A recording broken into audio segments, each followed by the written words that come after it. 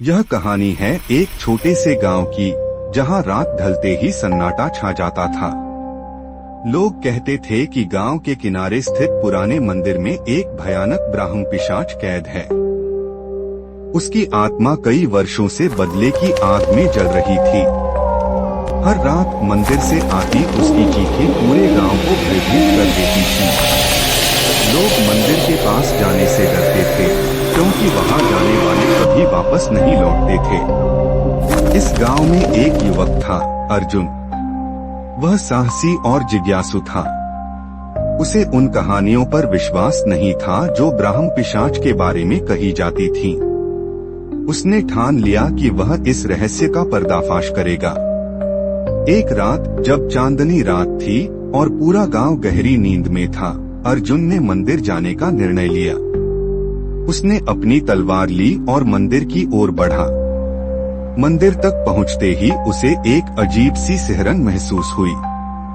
मंदिर के अंदर कदम रखते ही उसने देखा कि वहां चारों ओर अंधेरा था और मंदिर की दीवारों पर पुराने चित्र बने हुए थे जो एक कथा कहते प्रतीत हो रहे थे। अर्जुन ने उन चित्रों को गौर से देखा। उन्हें देखकर उसे पता चला कि यह मंदिर एक महान ऋषि का था, जिन्होंने गांव को एक शापित आत्मा से बचाया था। वह आत्मा कोई और नहीं बल्कि वही ब्राह्म पिशाच था जो अब भी मंदिर में कैद था। जैसे ही अर्जुन ने मंदिर के गर्भगृह में कदम रखा, वहां अचानक से एक भयानक गूंज उठी।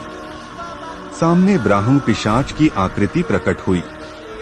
उसकी लाल आंखें और तेज नाखून देखकर अर्जुन के होश उड़ गए। ब्राह्म पिशाच ने अर्जुन से कहा, तूने यहाँ आकर अपनी मौत को बुलाया है। लेकिन अर्जुन ने साहस नहीं खोया। उसने अपनी तलवार निकाली और ब्राह्म पिशाच पर वार किया। परंतु ब्राह्म पिशाच केवल एक छाया था, उसे तलवार से नहीं मारा जा सकता था। तभी अर्जुन को याद आया कि मंदिर के चित्रों में एक मंत्र लिखा हुआ था जो इस आत्मा को मुक्त कर सकता था। उसने अपनी सारी शक्ति एकत्र की और वह मंत्र जोर से पढ़ा। मंत्र सुनते ही ब्राह्म पिशाच दर्द से चिल्लाया और धुएं में विलीन हो गया। मंदिर में शांति छा गई। अर्जुन ने गांव लौटकर सबको इस घटना के बारे में बताया। उस दिन के बाद गांव में कभी ब्राह्म पिशाच की चीखें नहीं सुनी गईं। लेकिन लोग आज भी उस मंदिर की ओर जाने से डरते हैं, क्योंकि वे कहते हैं जो आत्मा एक बार प्रकट हो चुकी है वह कभी भी लौट सकती है।